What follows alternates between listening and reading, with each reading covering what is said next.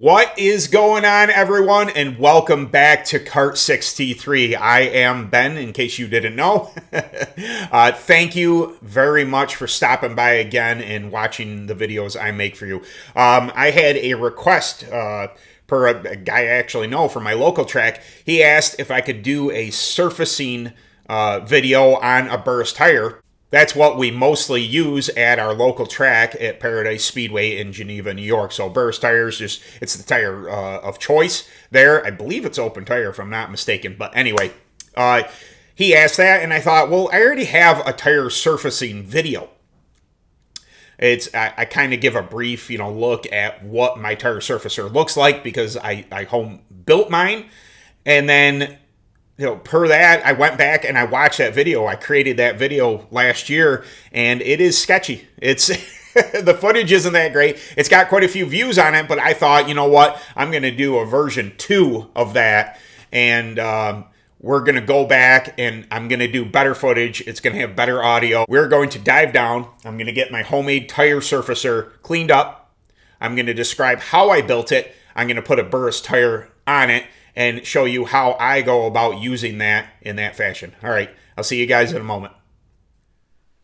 Okay, everyone, here we are, dove down below, and as I said, I was going to give you a better look at my homemade tire surfacer. So, basically, what we have here, just the simplest of simple. Here's a motor. I can't quite tell you what this is off of, some type of machinery. I don't even know what horsepower it is. Just a motor kind of had laying around that I was able to get. Now, I am no electrician, but what I can do is I can Google. And I Googled wiring, so I was able to get just a household switch. So this was a 3-wire connection, obviously, positive, negative, and neutral. And then I got, I think I cut this off a power strip. So that got wired inside of there. Then over on this side, I believe this cog actually was on this motor, but you can get these at Tractor Supply. So it's just takes a keyway and goes on. I believe that's 3/4, or no, it's 5/8 shaft. So it's a 5/8 shaft on that one. And then this was definitely bought at Tractor Supply. The belt and this bigger. You kind of have to take a guess at how fast you want to turn. Mine probably turns a little faster than other people would like, but to attach that, this was done by hand, by eye. So my drive shaft here is an actual rear axle out of a cart. It's out of an older cart, so it's got the the deep 1/4x1 keyway. Is it all the way through it? It might be. Yeah, that's the real big deep one. So this is old. But I had an old hub, and I just eyeballed it. Got it as close to round as possible. I bounced onto Amazon, and I got some pillow blocks, 1.25" pillow blocks. That's what these puppies are here. They're lubable, so you want to grease them up every now and again, keep them running nice. Just ran some big bolts down through. And then on the other side, I have it trapped by a lock collar. And then on the other side, it came out to yet another old hub that was really not doing anything, just sitting in my bin of crap. This was done to keep the any kind of moisture or anything off the electronics. I just thought it'd be a good idea instead of electricity and water don't mix that well.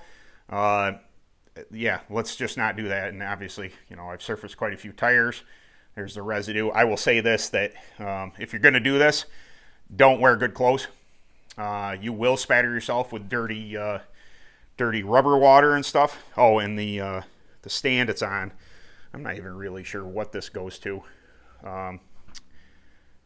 Again, I think I was able to get that from my grandfather's. It was just kind of laying around. He had a big barn of stuff at one point in time, so I nabbed that, and it was absolutely perfect. Set everything on top of a board, screwed everything down, bolted nice. And the thing, every time I turn it on, it goes zing.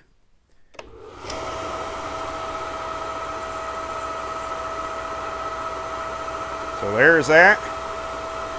And what I'm going to do now is I'm going to get myself a burst tire. I'm going to attach it on that side there. And I'm going to show you how I go about surfacing a burst tire.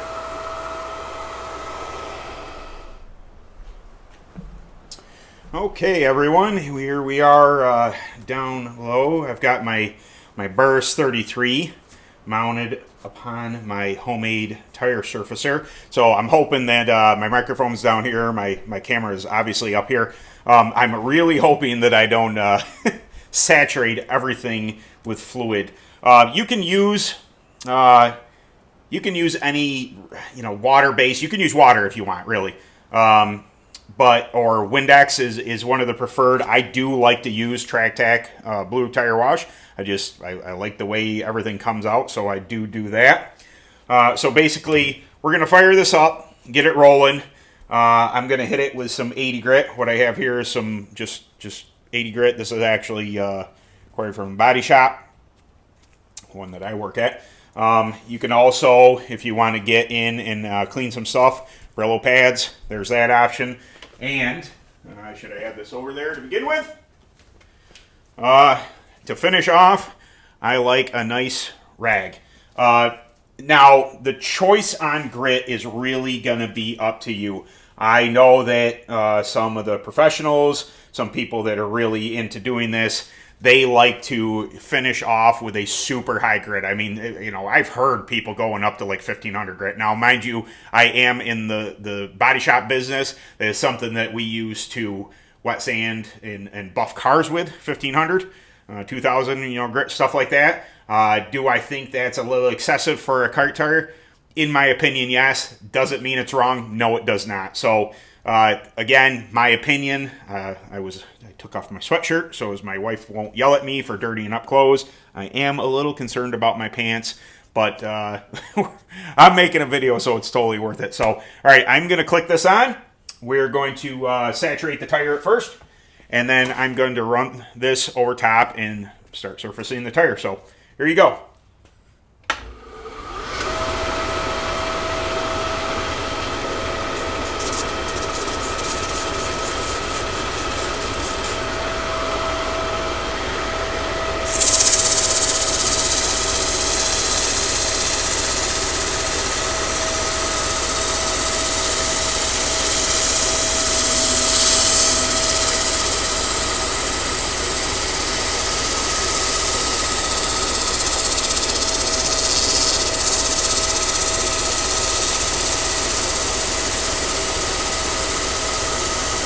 You can see it's starting to fill up, and some of the outside rubber is starting to wick its way off. Exactly what you want to see. Take your time with this. No big rush. You got this is a Sunday or something like that, before a race or the weekday, you want to get it nice. Take your time. Make your tires super nice. So when I just do 80 grit, turn this off real quick here. It basically, especially on a burst, it just really cleans up the tire nice. Gets that old layer of rubber off, anything that would have had prep. And if you're wondering why I'm wearing gloves, I figured that if I didn't wear them, somebody might say, hey, if you're working on gloves or working on tires, you should be wearing gloves. I thought I'll just put them on, and then I don't have to listen to anybody say, hey, but that's really your discretion. If you don't want to wear gloves working on tires, don't wear gloves working on tires. But also, keep your hands clean. Take these off, and there's no crap in between your fingers. I'm going to go over it with this, just to show this in action. And then I'm going to grab the rag and clean off the tire and show you how everything works here. So, back on again.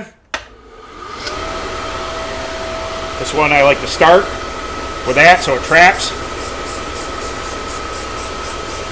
Get the tire nice, and again, if you're using Windex, it's probably not going to foam as much. But this is obviously less aggressive. 80 grit, you can go on the sidewalls, make everything look clean.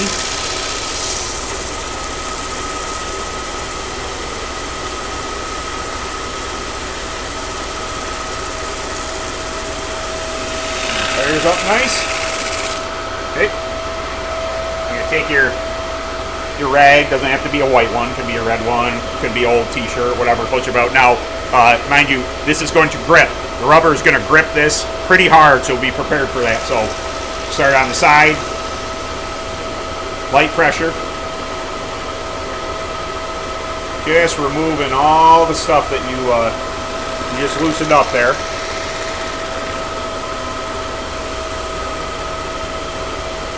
The longer you have this rag on there, you can feel the tire start to get grippier. So it started to pull there. Just cleaning up all that loose stuff. So click this off again.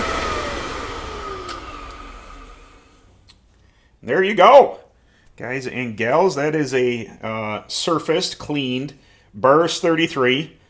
I'd say you're ready for prep, ready for running for the day, whatever you see fit. But homemade tire rollers work really, really well. And if you can't afford one, you can always figure out a way to do for yourself and build one yourself. So, all right, we're going to go back up top and I'll have a conclusion for you. Catch you later, guys. Okay, now we're back. I hope that really did help somebody, see that you don't have to spend a ton of money, especially if you have things laying around that you could build your own surfacer. I do see, is it Competition Karting? They started offering ones with battery packs, $270. I mean, they're still a little on the expensive side, but not what they're used for. I mean, you pay for quality, you get quality. That's really the way this works. So if you're a little ingenuitive, if you have the ability to build stuff yourself, try what I did. It really wasn't super difficult. So you can save yourself some money if you happen to have a motor sitting around, or you find a cheap enough. That's probably the biggest thing that costs the most is the actual motor. I happen to have a couple laying around. I was able to build my own from acquiring that way. So again, I hope this helps somebody. I want to say again, thank you very much for stopping by my channel. If you didn't mind, hit a like, maybe subscribe to the channel. If you didn't mind, it's helping the channel. The more people watch it, the more people get to see it, and the more people I get to help. And that is the entire intent of this channel, is to help people do what I love to do, and that is race karts. Maybe I'll see you guys out at the track. All right, guys, I'll catch you later. Thanks for stopping by.